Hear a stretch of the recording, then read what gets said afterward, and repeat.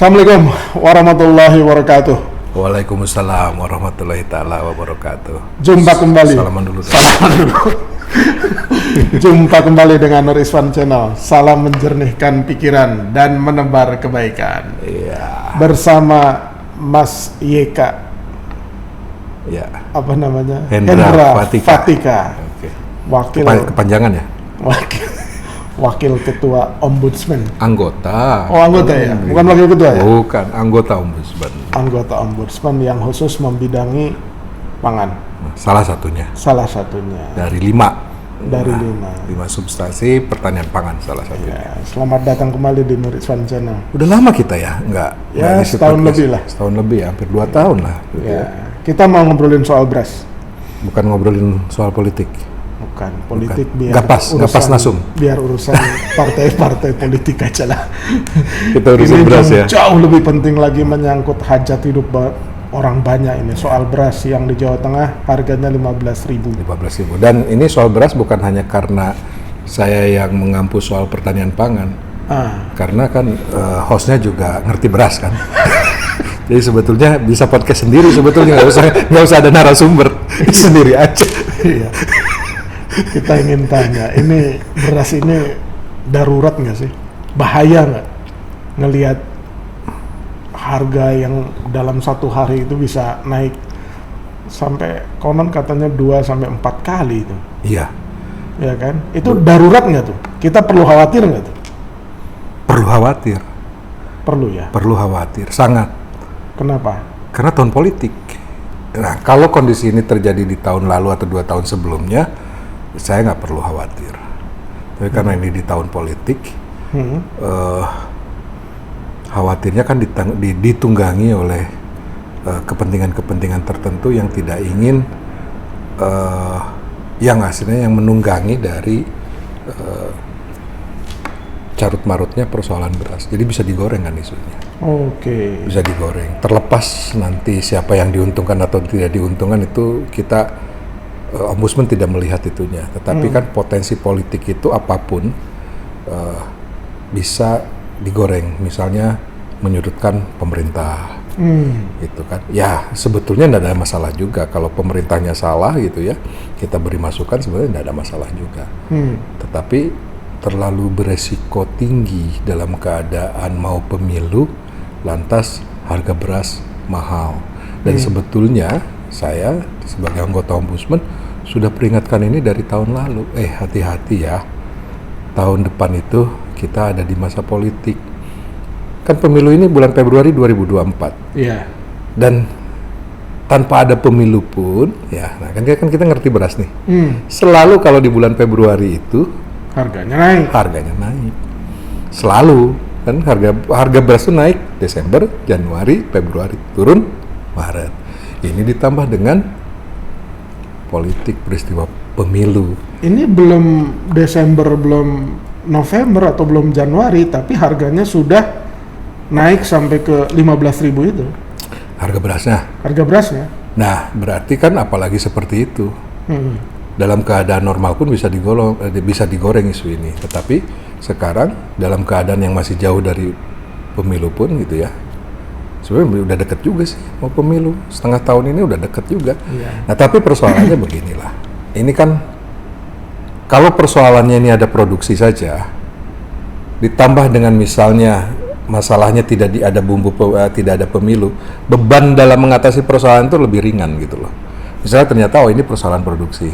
Nah tetapi begitu persoalan produksi terus di sini ada beban pemilu. Nah ini pemerintah harus benar-benar jangan panik gitu loh.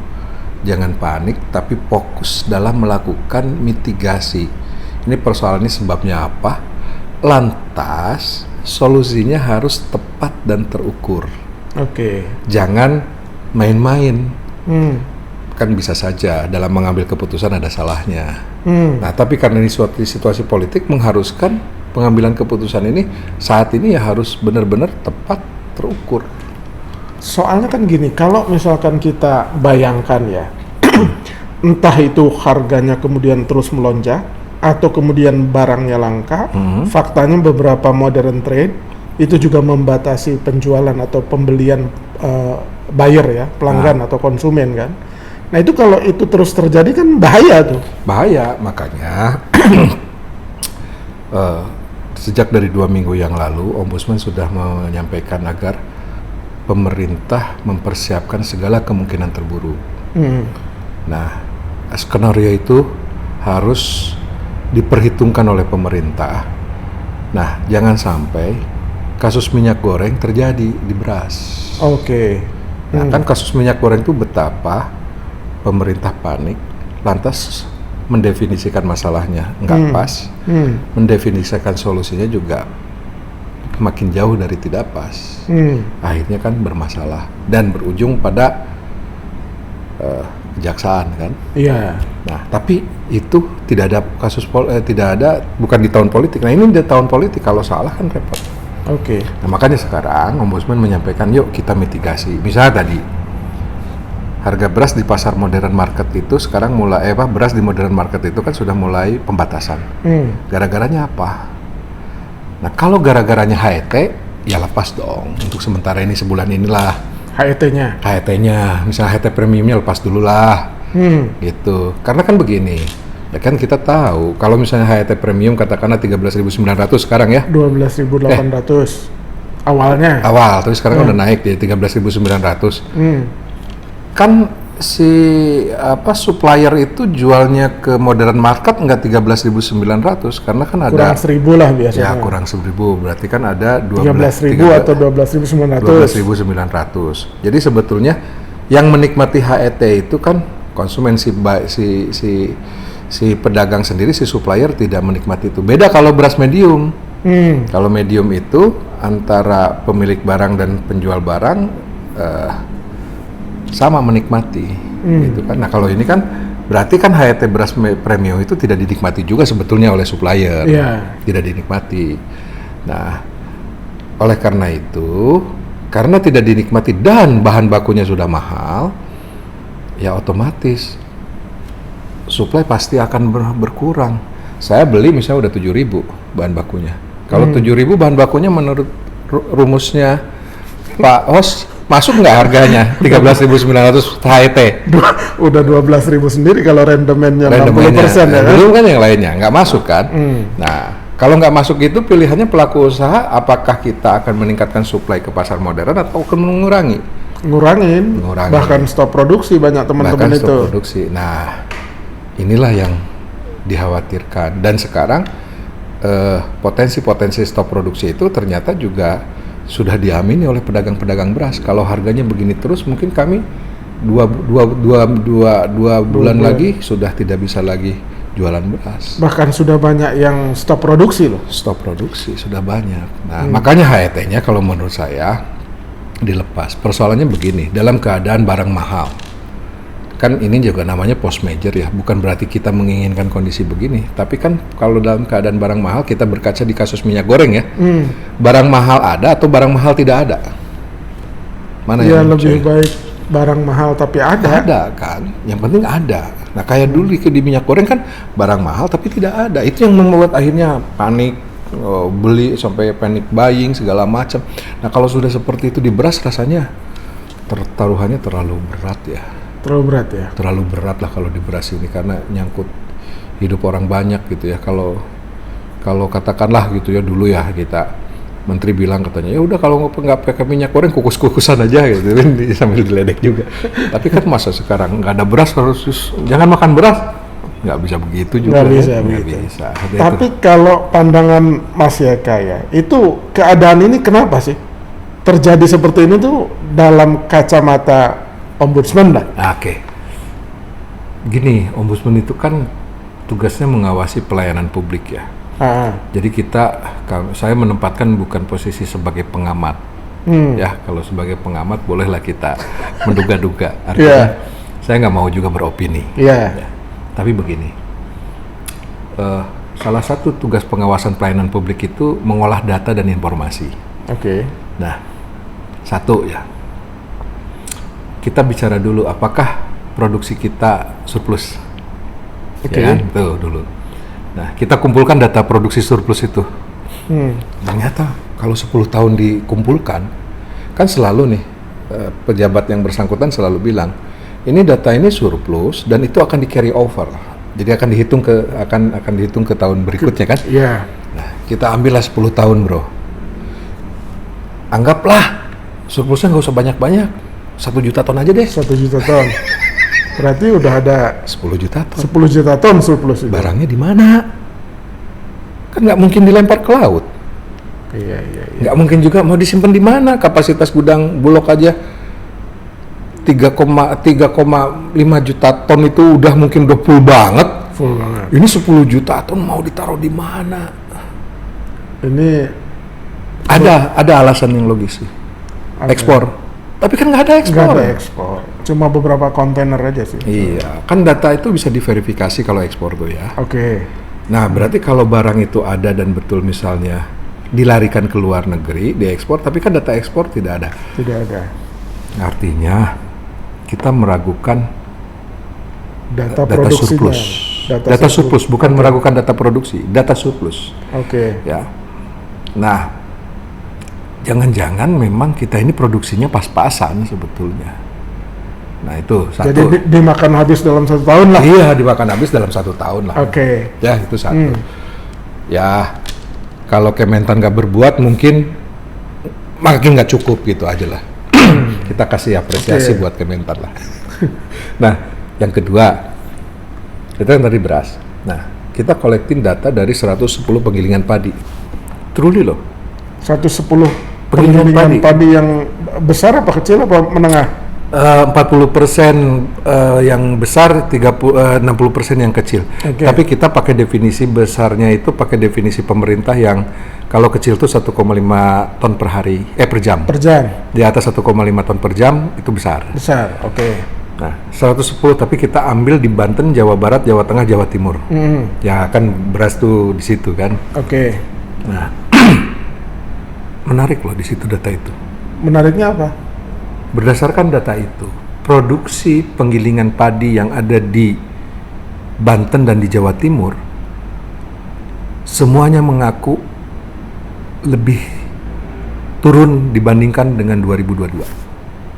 Semuanya setiap bulan. Jadi produksi setiap bulan di tahun ini, di tahun 2023 dari Januari September, dibandingkan dengan produksi beras di tahun lalu, itu turun sampai 30%.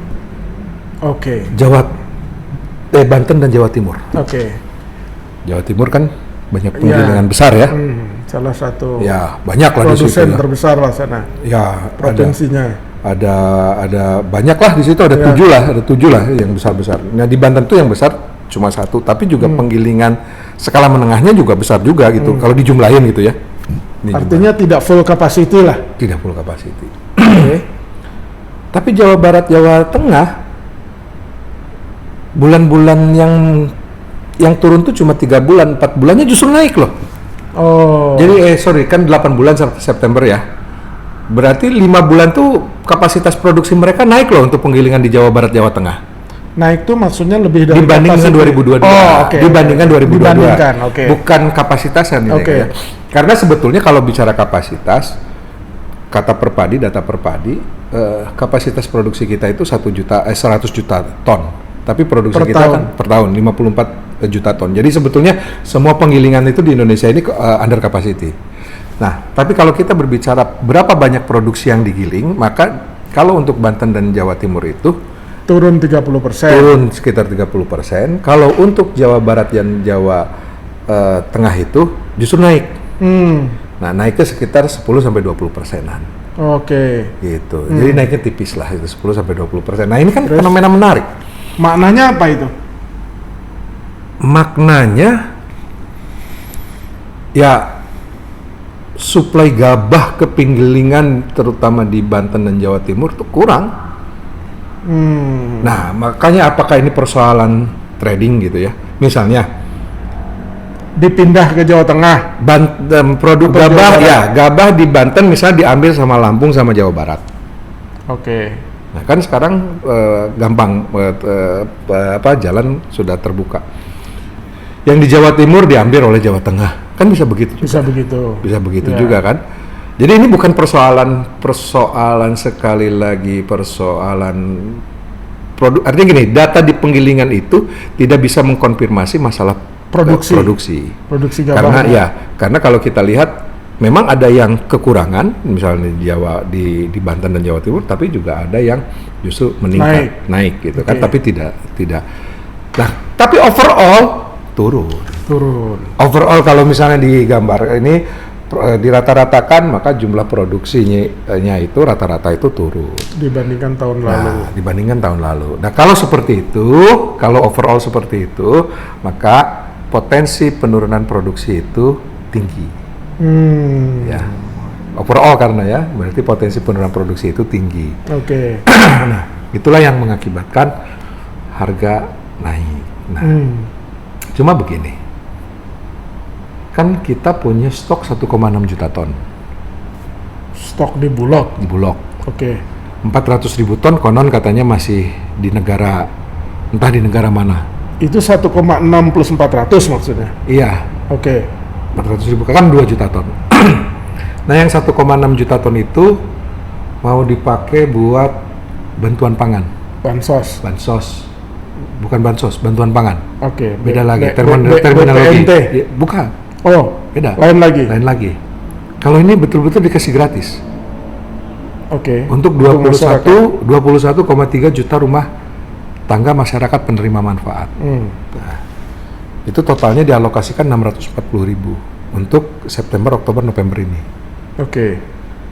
Nah, artinya kalau ada stok 1,6 juta ton ditambah katakanlah nanti misalnya ya kita asumsikan saja yang 400.000 ton tuh dalam 1 atau 2 bulan ini masuk, berarti kita ada 2 juta ton dikurangi 640.000 ton, berarti masih ada di November itu nanti 1,4 juta tonan layak kurang lebih.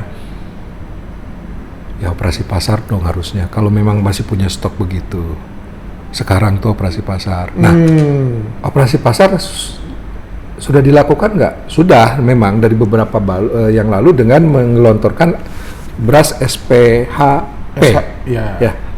Beras SPHP. Tetapi beras SPHP ini kan dibelinya oleh pelaku usaha. Pelaku usaha jual di pasar. Bias efek efek psikologisnya. Iya, kenapa enggak kalau operasi pasar itu langsung ke masyarakat aja? Iya, user kan itu lebih lebih dirasakan dan betul-betul nanti pemerintah tuh bisa punya masukan dari masyarakat dan masyarakat merasa hadir loh. Tapi kalau SPHP itu kan belinya di pasar modern gitu. Tapi masyarakat kan berapa banyak yang bisa akses beras SPHP ke modern ataupun ke pasar tradisional. Jangan lupa loh, tidak semua konsumen beras beli ke pasar tradisional loh, banyaknya di warung terdekat. Saya aja belinya di warung terdekat. Ada di toko-toko beras itu loh. Toko-toko beras itu di situ yang nggak jauh-jauh gitu kan. Nah, kenapa enggak, maksud saya itu kalau mau operasi pasar, nah ke langsung masyarakat. Nah, kemarin kan Pak Jokowi bilang penuhi semua keinginan pasar induk Cipinang. Harga pokoknya ke pasar induk Cipinang jual Bulog 10.340. Nanti pasar induk Cipinang ke end user sampai 10.900-an lah. Tapi pertanyaannya, yakin nggak konsumen dapat barang seharga segitu? 10.9. Ya, kan ada rantai, nggak jelas apakah barangnya itu, mohon maaf ya, bisa saja dicampur gitu kan. Nah, kenapa nggak langsung aja gitu? Repot sekali kalau langsung soalnya. Bukankah dari dulu memang Bulog begitu spesialisasinya?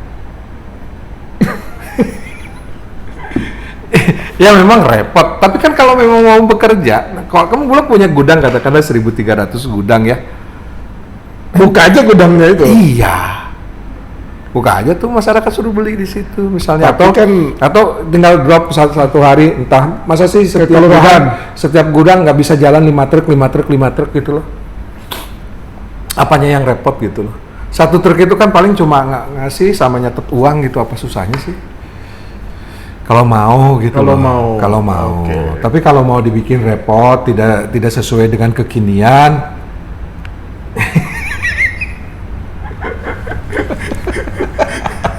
Aduh. Jadi terus gimana? Ya makanya agar tadi tidak gawat. Nah, Ombudsman memberikan saran lah. Siapa tahu pemerintah kebingungan atau perlu juga dukungan. Nah, karena biasanya pemerintah kan takutnya kalau salah nanti dibully kan. Iya. Nah, ataupun Harus ada stempel ombudsman lah. nah, ya tidak harus juga begitu sih. Nah, tapi kita kasih umpan duluan. Artinya kalaupun nanti mau disalahkan mungkin kan begini, oh ini juga masukan dari ombudsman gitu kan, bukan pemikiran saya. Sudah disampaikan? Sudah tadi disampaikan kepada publik. Nanti kami akan surati besok. Oh. Ada 7 langkah lah yang harus dipertimbangkan. Ada 7 langkah yang harus dipertimbangkan dalam 1 bulan ini untuk meredam harga beras dan harga gabah ini. Oke, sebelum masuk ke 7 langkah, tadi kan ngomong tentang 400.000 ton ya. Pak Jokowi sendiri bilang loh bahwa pemerintah itu kesulitan untuk mendapatkan supply dari eksportir negara-negara lain tuh. Bener nggak? Ini pertanyaannya nih, kalau dijawab salah juga masa presiden salah gitu. Tapi begini, ya bahasa saya itu kan bahasa yang saya tangkap itu di situ itu adalah hari ini nyari beras impor tuh nggak gampang. Hari ini nyari beras itu nggak gampang gitu. Bukan berarti tidak ada. Artinya perlu effort khusus, komunikasi khusus, kerjasama khusus agar kedua negara ini antara yang punya beras dengan yang butuh beras ini sama-sama saling bekerja sama. Nah, karena saya juga mendapatkan informasi Pakistan sebenarnya punya 300.000 tonan, India juga 150 sampai 200.000 ton masih ada barangnya. Dan juga beras dari India juga masuk ke Indonesia kan juga nggak banyak dari dulu. Yang paling banyak kan beras Thailand dan sama Vietnam. Rata-rata beras dari India sekitar 200.000 tonan. Nah, India juga mungkin waktu itu juga jaga-jaga antisipasi. Semua negara kan, bahkan saya pun juga kan ombudsman mengingatkan sejak bulan Mei agar kita pun hati-hati untuk El Nino. Tapi kan ini sekarang sudah September, Oktober. Nah, orang melihat oh ternyata bahaya El Nino tuh masih manageable ya, mungkin stok akan dilepas gitu loh. Nah, dulu mereka memberikan pernyataan untuk tidak akan mengekspor ya sah-sah saja. Tapi apakah itu akan dipertahankan terus kan belum tentu. Gitu. Artinya kalau G2G, government to government ngomong itu mestinya cari 400.000 itu nggak susah. Nggak susah ya? Nggak susah. Kalau ngomong kan itu kan pernyataan publik. Pernyataan ke publik akan waktu itu India akan stop karena urusannya 1-2 hal gitu kan. Nah tapi kalau government to government ngomong kan pasti ada hal juga kan, kerjasama juga India juga butuh. Misalnya kasarnya ya sudah kalau memang nggak mau ngirim beras ya sudah nggak usah kirim daging kerbau. Kan daging kerbau juga kita dari India semuanya loh. Misalnya ya sudah nggak usah kirim minyak, nggak usah kirim CPO buat India. Kan CPO kita juga dipasarkan juga ke India. Iya, bisa dijadikan alat alat tawar lah. Artinya kalau kita berbicara masalah kesulitan itu, kalau menterinya kreatif, sebetulnya masih banyak cara sih. Jadi nggak perlu khawatir. Nggak perlu khawatir. Dan juga syaratnya apa? Kalau ya tata kelola importasinya mesti GCG dong. Oh, iya, mesti GCG. Oke. Terus itu tadi nggak usah diperdalam lagi ya. Enggak lah. Kita lebih khusus bagaimana mengantisipasi keadaan bahaya itu. Iya. Soalnya stok di rumah juga udah terbatas ya kan. Beras di rumah tangga loh. Iya. Dan ibu-ibu kan udah naik, ini beras naik sampai 2.500 gitu ya kan. Dulu masih bisa beli 9.000, sekarang udah nggak ada lagi. Oke, kan ombudsman bikin rekomendasi tuh. Bukan rekomendasi. Apa namanya? Catatan aja, saran, karena kan kalau rekomendasi ada hukum acara yang harus dipenuhi. Oh, ini hanya himbauan saja, reaksi cepat aja dari pengawasan kita. Kita melakukan pengawasan, mengambil data, mengumpulkan informasi. Siapa tahu ada yang memang diperlukan. Tapi kalau tidak diperlukan, ya paling tidak kan kita sudah selesai sampaikan pengawasan pelayanan kita kepada pemerintah ini. Apa itu 7 poin dari itu? 1, evaluasi HET. Oke. Ya tadi, kalau beras ke pasar modern makin jarang, jika beras di pasar modern makin dibatasi, maka lepaslah HET premium. Oke. Itu yang pertama. Itu pertama. Jika ya tadi. Oke. Nah, kedua,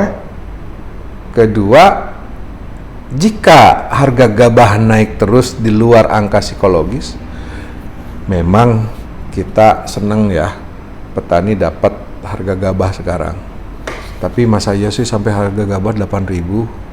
Iya, bro, sekarang 7.500. Iya, mau masuk sampai 8.000, mau sampai 9.000, masa iya sih?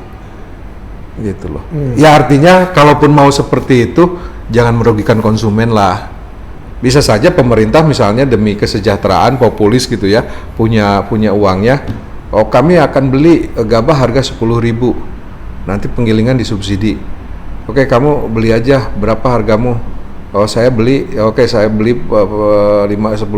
terus disubsidi 5.000 oleh pemerintah, penggilingan 5.000 misalnya, kan nggak ada masalah juga. Oh jadi HPS-nya ditentuin, pokoknya Iya, harga gabah harus misalkan 5.000. Misalnya 6.000 misalnya ya, di tingkat penggilingan ya, bukan di tingkat petani. Biar kan gini, ini persoalannya kan penggilingan mendapatkan harga gabah yang berbeda-beda, dan ada tuduhan bahwa penggilingan besar itu membeli dengan harga lebih tinggi dengan penggilingan kecil. Ya kita bisa paham karena persoalannya mereka kan juga punya market yang besar juga gitu loh. Nah, untuk mengantisipasi itu berarti kan harga di penggilingan harus kompak. Dipatok. Misalnya di level tertentu. Misalnya 6.000 lah gitu misalnya ya. Misalnya gitu ya. Nanti asosiasi petani nanti tanyain KTNA, HKTI, suruh ngitung berapa sih gitu rekomendasinya. Kalau menurut mereka misalnya ya 6.000 ya, 6.000. Kalau 7.000 ya udah 7.000 paling tidak, stop di situ dan harga gabah tidak naik lagi. Oke. Tapi ini juga bukan berarti selamanya. Sementara lah. Ya tiap minggu lah dievaluasi gitu kan. Jadi dalam kondisi begini evaluasi ini penting. Oke. Begitu. Terus yang ketiga? Nah, gabah ditahan, jangan keluar dari provinsinya. Oke. Di Lampung itu ada perda melarang penjualan gabah keluar dari Lampung. Ya biar nilai tambahnya di situ. Jadi untuk penggilingan di sana, kalaupun mau dijual yang lari itu berasnya. Hilirisasi lah. Hilirisasi kecil-kecilan lah ya gitu ya. Jadi bahan bakunya di situ lah jangan ya. Biar namanya Banten ya digiling oleh orang-orang penggilingan Banten, yang Lampung ya udah beli berasnya doang lah gitu. Tujuannya apa agar menambah pasokan di penggilingan dong. Pasokan gabah di penggilingan kan naik. Di setempat itu. Jangan nyebrang. Nah, kalau mau berasnya aja yang nyebrang kan jadinya dia si penggilingan punya market beras kan jadinya. Oke. Itu yang ketiga. Yang keempat. Nah, yang keempat ya kerjasama lah antara penggilingan padi dengan penggilingan padi kecil dengan penggilingan beras yang besar. Misalnya di Jawa Timur itu kan yang dari beberapa tahun terakhir ini kan terkenal rice to rice-nya. Nah ya udah di tempat lain juga dikembangkan lagi. Jadi jangan penggilingan beras itu misalnya mengambil gabah semuanya. Biar penggilingan kecil dia katakanlah jual beras PK-nya dibeli oleh. Jadi kemitraan antara penggilingan besar dan kecil. Yang kecil spesialis di ready to rice. Yang besar rice to rice saja. Jadi penggilingan kecilnya hidup. Oke, bagus juga tuh. Iya. Oke. Terus yang kelima? Yang kelima, nah ini masuk ke masalah agar suplai beras cepat impor. Ya GCG lah, impor tuh harus GCG biar cepet gitu loh. Kan juga bukan apa. Dari tadi GCG itu maksudnya apa sih GCG itu? Ya tata kelola importasinya dibenahin. Ya misalnya transparan, terbuka, apalagi keadaan kondisi seperti ini, sehingga lelang itu katakanlah ya ekspornya dari banyak negara bisa ikut gitu kan. Nah dan itu bisa terlihat juga nanti di publik. Oh iya per hari ini ada 70 perusahaan yang nawarin, besoknya ada 100 perusahaan yang nawarin, kan enak kita seleksinya. Mana yang termurah, mana dari mana kan enak. Selama ini nggak ada ya? Nah saya belum tahu sih. Belum. Oke, jadi tata kelola importasi. Jangan-jangan gitu, kesusahan itu karena belum GCG. Tapi saya yakin lah Bulog itu juga Kalau ini kalimat diplomatis. Oke, terus selain perbaikan tata kelola impor, ini operasi pasar langsung ke konsumen lah. Ya. Oke. Operasi pasar itu harus langsung ke konsumen. Gitu. 7 tuh ya? Iya udah 7 tuh. 7 ya. Nah, jadi operasi pasar tuh harus langsung ke konsumen biar betul-betul dirasakan, betul-betul menstabilkan. Tapi kalau melalui pelaku usaha, melalui pasar tuh apa benar gitu ya? Oke. Apa benar akan berdampak nyata gitu? Saya nggak tahu. Coba aja di challenge saja. Menurut hostnya benar nggak kalau mana pilihan yang terbaik? Operasi pasar melalui pelaku usaha atau operasi pasar langsung ke masyarakat? Boleh dong nanya. Giliran host juga harus jawab. Gak mau ngomong. Gak berani jawab. Oke. Apabila ini udah 2 pertanyaan terakhir nih. Apabila 7 rekomendasi, himbauan. Ya, dan saran dari Ombudsman ini itu alternatif itu menu ya, bukan berarti 7 harus dilaksanakan. Ya silakan saja mana. Tinggal dipilih. Ya paling tidak kan Ombudsman paling tidak kan sudah memberikan masukan yang komprehensif lah ya, lumayan komprehensif lah ya tadi ya. Komprehensif ya, kalaupun nanti tidak ada yang digubris, ya semoga memang kondisi perberasan makin membaik, harga makin turun, ya alhamdulillah lah, kita juga senang.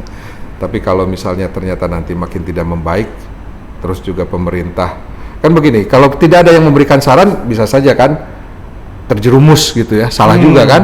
Tapi kalau kita sudah memberikan saran, ya paling tidak kita kan sudah coba kasih saran. Ini salah satu bentuk kasih sayang Ombudsman terhadap masyarakat Indonesia dan pemerintah. Sayang kita sama pemerintah.